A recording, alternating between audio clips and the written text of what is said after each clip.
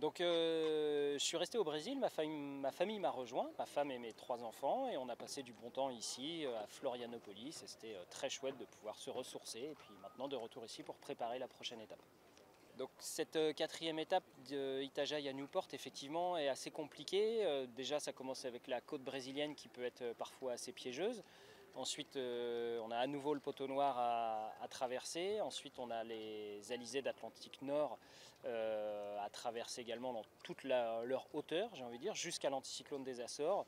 Puis la fin entre l'anticyclone des Açores et Newport peut réserver beaucoup de surprises. Donc ça fait pas mal de pièges sur cette étape.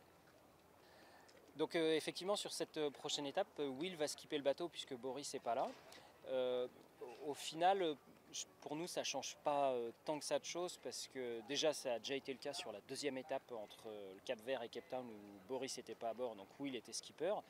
Et au final, je pense que je trouve qu'un des points forts de l'équipe, c'est que Boris a été capable de construire cette équipe de manière assez horizontale. Donc même si évidemment c'est Boris le skipper quand il est à bord, et le leader, mais il n'est pas au-dessus de tout. Donc la prise de décision, tout ça se fait de manière assez démocratique, de manière transversale. Donc c'est assez agréable. Et finalement, du coup, quand Boris n'est pas là, comme en plus Will et Boris se connaissent très bien, et ben l'équipe et puis le bateau est capable de fonctionner sans Boris aussi. Donc ça c'est, je pense, un de nos points forts.